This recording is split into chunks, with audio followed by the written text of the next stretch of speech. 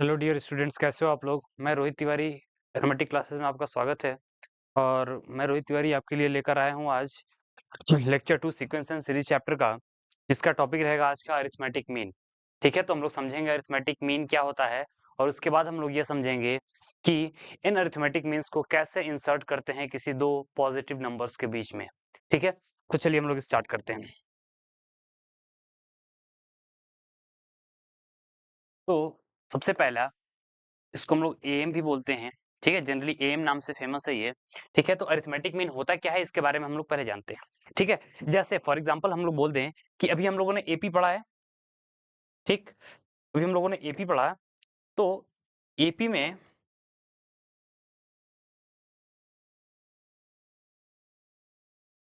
AP में क्या होता था कि ऐसा प्रोग्रेशन होता था जिसका किसी भी दो टर्म के बीच का जो डिफरेंस होता था वो क्या होता था, सेम होता था। ठीक है, तो अगर हम बात कर लें कि अगर तीन टर्म है ए बी एंड सी, हम मान के चल रहे हैं कि ए बी सी क्या है, आर इन पी। ठीक है, अगर ए बी सी एपी में है तो इसमें हम ये बोल सकते हैं कि B is arithmetic mean of A and C. ठीक है, हम ये बोल सकते हैं ना कि बी जो होता है वो क्या होता है, arithmetic mean of A and C. Arithmetic mean क्या हो गया, तो A plus C divided by two. जैसे जैसे एवरेज होता है ना, बचपन में सीखते थे, एवरेज एवरेज निकालते थे।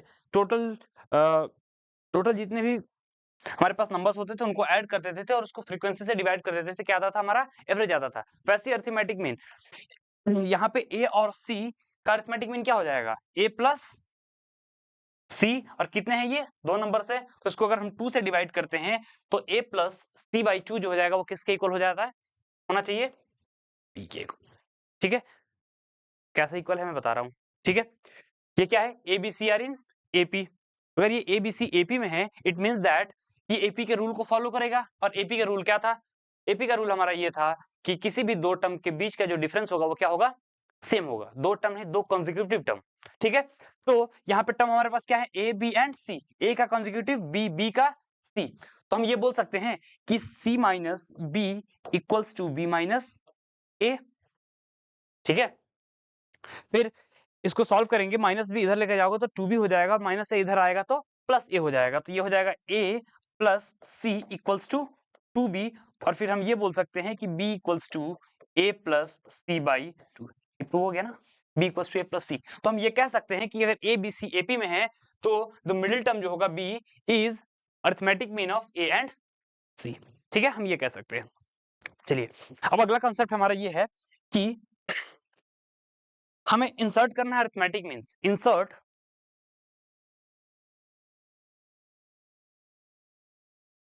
n arithmetic means between a and b। a और b क्या है, तो दो पॉजिटिव नंबर है। ठीक है, दो नंबर्स हैं, दोनों क्या होने चाहिए, पॉजिटिव होने चाहिए, पॉजिटिव रियल नंबर्स। ठीक है, a और b क्या होना चाहिए, बिलोंग्स टू, क्या होना चाहिए, पॉजिटिव रियल नंबर। ठीक है, अच्छा, अब जो है हमें क्या करना है, n अरिथमेटिक मीन्स को इंसर्ट करने हैं।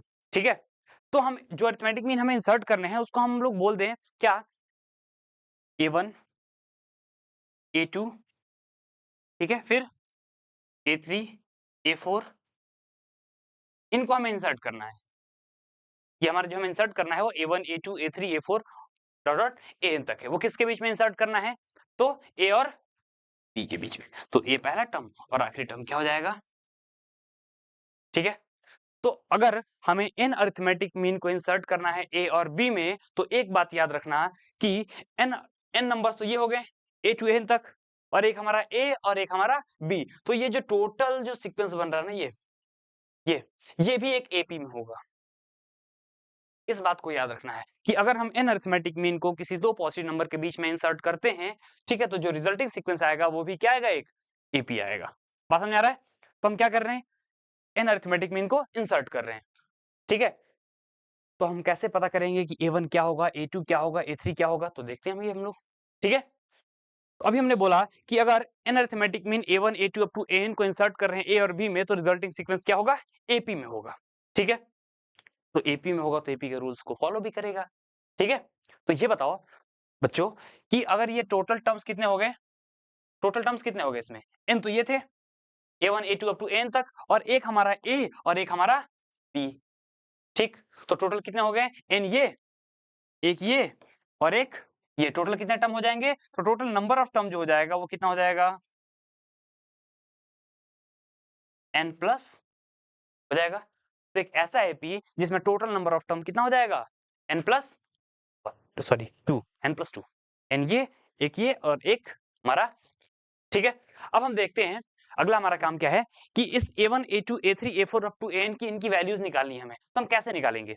ठीक है, तो ये हमने बताया कि अभी ये एपी में होगा तो एपी के रूल्स को फॉलो करेगा। एपी का रूल हमारा क्या कहता है कि इनके बीच का जो डिफरेंस होगा वो भी क्या होगा? सेम होगा। और एक और हम लोगों ने चीज पढ़ा था कि nth टर्म क्या होता था? Tn equals to a plus n minus 1 into d, ठीक है। तो क्या हम ये कह सकते हैं कि इस एपी का जो n प्लस 2th टर्म है वो क्या हो जाएगा? b होगा, होगा ना? तो इसके अकॉर्डिंग हम ये बोल सकते हैं कि b जो हो जाएगा वो टर्म नंबर n प्लस 2 होगा, टर्म नंबर n प्लस 2 होगा। तो ये बताओ इस एपी का पहला टर्म क्या है हमारा? a, पहला टर्म a है, तो क्या होता था? a plus n minus 1 into D. तो यहाँ पे नंबर ऑफ टर्म n नहीं है, n प्लस 2 है, तो इसको हम बोलेंगे n plus 2 minus 1 into d equals to हो जाएगा, ठीक है। तो सॉल्व करोगे तो क्या आएगा?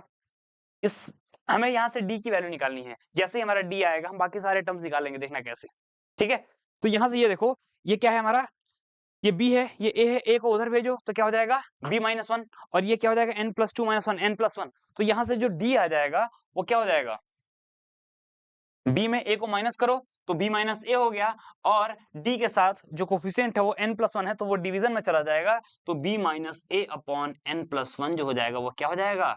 d। अब d क्या है? d is common difference of this ap। बात समझ आ रहा है? ठीक है। तो अब हम लोग एक एक टर्म को निकालते हैं, a1 a2 a3 up to an तक, ठीक है। चलो, तो जो है अब हमारा d आ गया b minus a upon n plus 1। d क्या है? Common difference. तो दूसरा हमें a1 निकालना है, तो a1 क्या होगा? पहला टर्म a है तो ये क्या हो जाएगा? a1 a plus d। a2 क्या हो जाएगा? a plus 2d। इसमें d ऐड करते जाओ सब में, a में d ऐड किया a1 आया, a1 में d ऐड किया a2 आया, a2 में d ऐड किया a3 आया, एंड सो ऑन, ठीक है। तो हमारा निकल जाएगा। चलिए नेक्स्ट हम लोग देखते हैं, हमारा d आ गया कितना? d आया था b minus a upon n plus 1। ये बताओ इसमें सब कुछ हमें मालूम है, e की वैल्यू पता है, a की वैल्यू पता है, और नंबर ऑफ कितने हमें अरिथमेटिक में इंसर्ट करने हैं वो है हमारा n, ठीक है। तो यहाँ पे हमें क्या चाहिए था? a1 की वैल्यू। a1 क्या हो जाएगा? a1 किसके बाद आ रहा था? a के बाद। a में कितना ऐड करेंगे तो a1 आ जाएगा? a प्लस d, ठीक है। तो a में इस d को ऐड कर लोगे, फिर a2 क्या हो जाएगा? a प्लस, फिर इस a प्लस d में, या फिर हम ऐसे भी लिख सकते हैं इसको, इस चीज को हम ऐसे लिख सकते हैं, बताओ कोई प्रॉब्लम? a1 में हम d ऐड कर दे रहे हैं, ठीक है। a3 अगर हमें निकालना है तो a2 में d ऐड कर दें, टर्म इस टर्म के बीच का डिफरेंस d होगा ना, तो a2 में हम क्या कर रहे हैं? d को ऐड कर रहे हैं, कोई दिक्कत नहीं ना। फिर आगे बढ़ते हैं, a4 निकालना है वैसे ही, तो क्या हो जाएगा? a3 प्लस d, ठीक है। या फिर हम ये बोल सकते हैं कि a1 क्या था? a प्लस डी, तो a प्लस 2d हो गया, a प्लस 3d हो गया। तो इसको याद नहीं करना है, याद करोगे भूल जाओगे, याद नहीं करना है, कॉन्सेप्ट को समझना है, हमेशा याद रखना है जो बेसिक कॉन्सेप्ट है वही हमारा काम आता है लास्ट में, ठीक है। तो बस इतना याद रखना है कि अगर किसी अरिथमेटिक अगर किसी दो टर्म a और b नंबर्स हैं, पॉजिटिव नंबर्स हैं, उनके बीच में n अरिथमेटिक मीन इंसर्ट करना है, तो जो रिजल्टिंग सीक्वेंस बनेगा वो क्या बनेगा? एपी हो जाएगा, और उस एपी में कितने टर्म हो जाएंगे टोटल? बताओ, n प्लस 2। क्यों? क्योंकि n हमारे क्या हो गए जो हम इंसर्ट कर रहे हैं, और दो हमारे पहले से पता है a और b, first and last term, ठीक है। इन दोनों को यूज करके हम क्या निकालेंगे? जो हमारा जो ये एपी बन रहा है इसका कॉमन डिफरेंस निकालेंगे। कॉमन डिफरेंस का मतलब d, ठीक है। तो वो d क्या आ जा रहा था? हमने दिखाया अभी कैसे, b minus a upon n plus 1 आया। फिर उसके बाद हम लोगों ने a1 a2 a3 up to an भी निकाल सकते हैं, तो an क्या आ जाएगा? a प्लस ना 4 में 4d हो रहा है तो n में भी nd हो जाएगा यहाँ पे, ठीक है, ऐसे निकालेंगे। चलो एक क्वेश्चन करो, एक क्वेश्चन करते हैं सिंपल सा, ठीक है। क्वेश्चन है इंसर्ट 5 अरिथमेटिक मीन्स बिटवीन, दो नंबर ले लेते हैं, क्या ले ले, 1 and 100, 1 and 10 ले लेते हैं, या फिर सिंपल सा लेते हैं, ठीक है, बिटवीन 2 and कितना ले लें 14, चलो 2 and 14 ले लेते हैं, ठीक है। कितने इंसर्ट करने हैं हमें, 16 कर लेते हैं इसको, थोड़ा कैलकुलेशन हमारा इजी रहेगा, ठीक है, इसको 16 कर लेते हैं, फिर अगले क्वेश्चन में थोड़ा सा अच्छा क्वेश्चन लेंगे हम लोग, 16, ठीक है।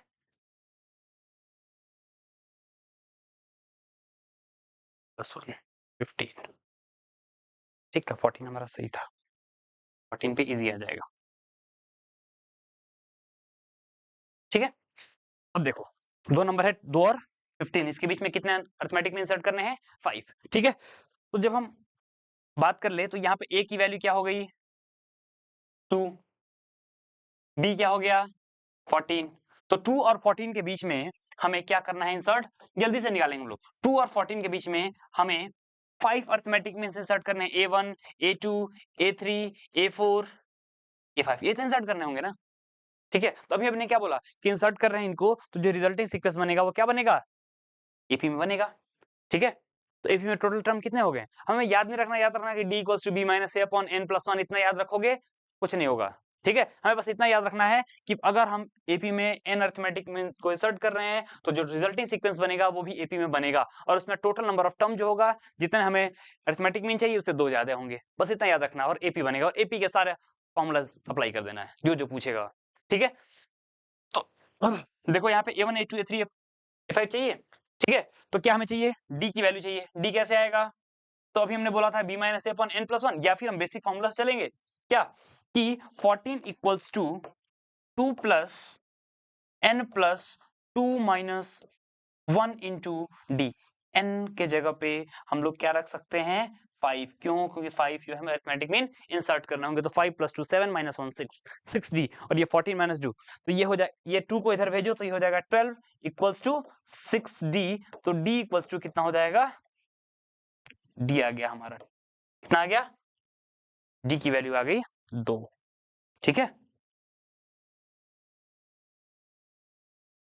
d की वैल्यू आ गई, जैसे हमारा d की वैल्यू आ गई a1 आ जाएगा कितना, 2 में 2 ऐड कर दो 4, 4 में 2 ऐड करो 6, 6 में 2 ऐड करो कितना 8, 8 में 2 ऐड करो 10, देखो हमारा देखो तो 2 4 6 8 10 12 एंड 14, तो क्या बन रहे हैं, एक एपी बन रहा है, ठीक, किसी को दिक्कत, चलो एक और क्वेश्चन करते हैं,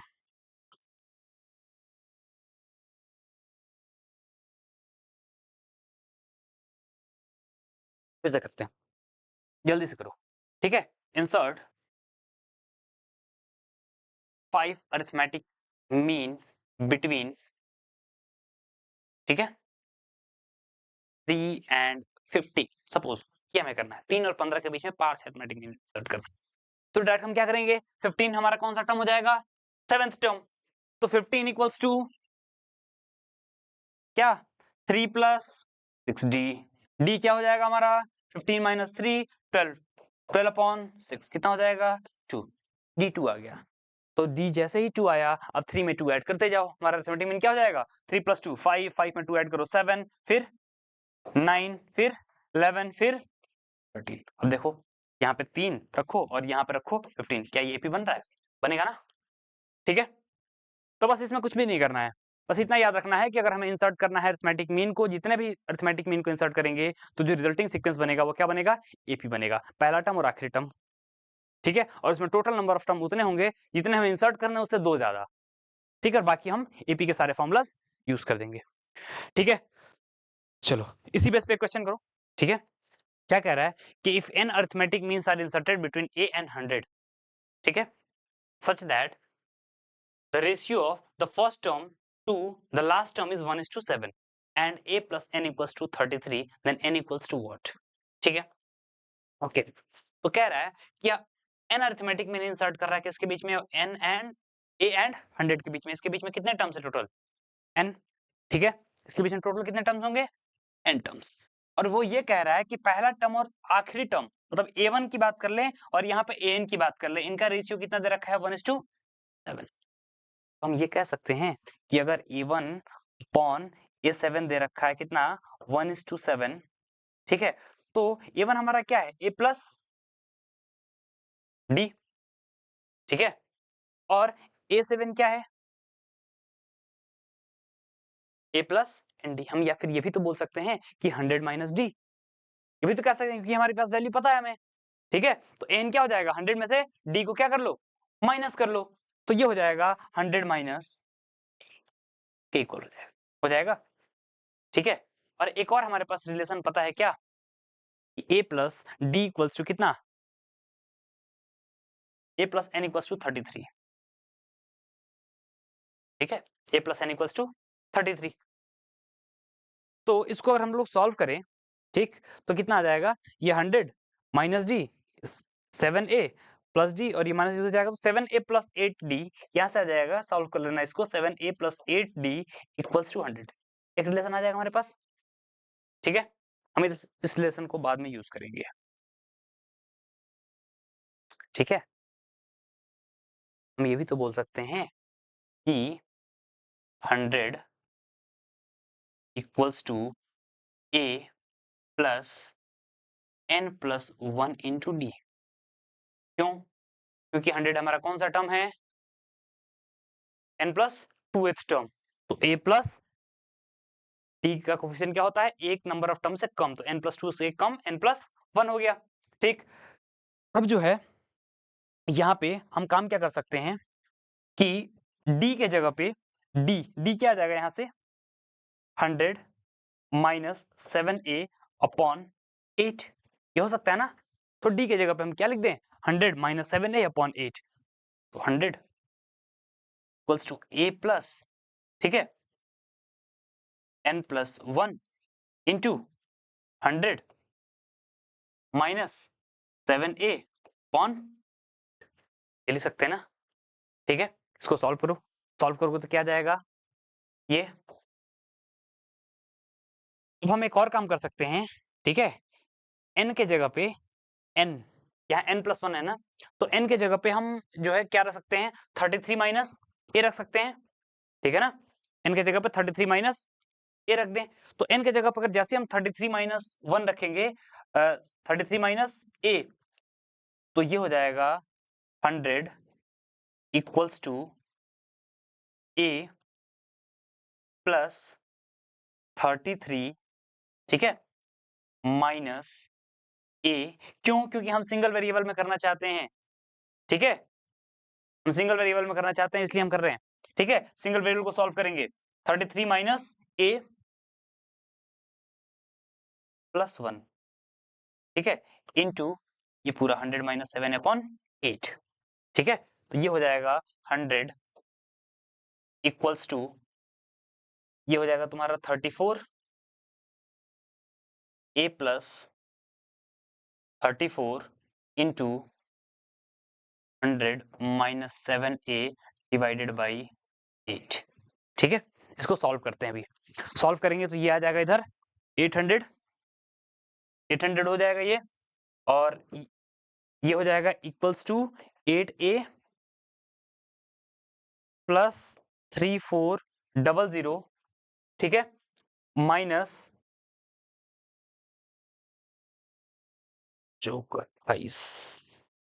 8 और 238 ए क्या आ जाएगा ठीक है इसको मल्टीप्लाई किया 8 को यहां से मल्टीप्लाई किया तो 8 हो गया 800 ठीक है ये हो गया इसको सॉल्व करो तो ये देखो क्या बन रहा है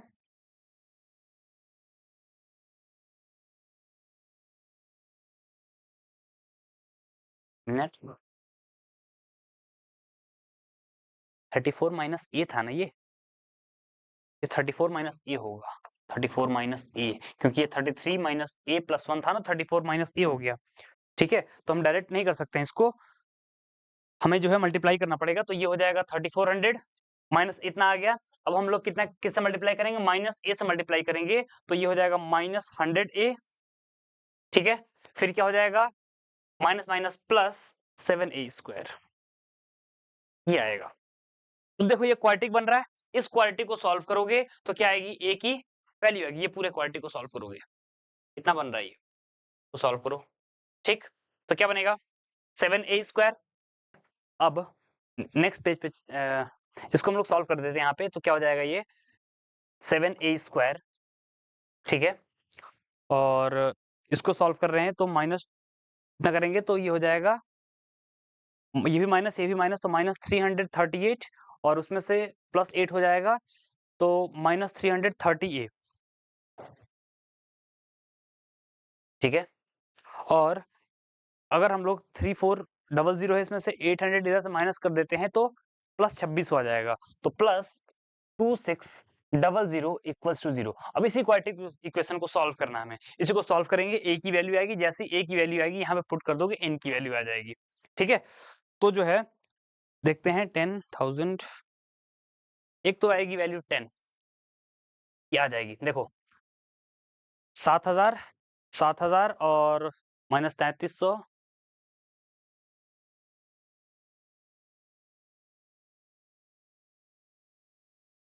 700, 2600 और 700, 3,300, एक की वैल्यू 10 आ गई। ठीक है, एक की वैल्यू क्या आ गई, 10 आ गई, और एक जो आएगी वो किसी फ्रैक्शन में आएगी, तो उसको हम लोग कंसीडर नहीं करेंगे, या फिर नेगेटिव में आएगी तो उसको कंसीडर नहीं करेंगे। तो ए की वैल्यू आ गई हमारी 10, जैसे ही हमारी ए की वैल्यू 10 आएगी, एन की वैल्यू कितनी हो जाएगी, 23, क्योंकि 10 इसको सेटिस्फाई कर रहा है, दो वैल्यूज आ नहीं सकती हैं, कुछ ना कुछ होगा, नेगेटिव होगा या फिर डेसिमल में होगा, कुछ ना कुछ आ रहा होगा, ए की वैल्यू, उसको हम लोग कंसीडर नहीं करेंगे, इसको सॉल्व कर लेना। ठीक है, ए की वैल्यू आ गई 10, 10 जैसी आ गया, एन की वैल्यू कितनी हो जाएगी, 23, हमारा आंसर आ जाएगा। ठीक है, चलो थैंक यू क्लास। अगली क्लास में हम लोग लेकर चलेंगे जीपी। ठीक है, नेक्स्ट क्लास से हम लोग जीपी पढ़ेंगे। Thank you.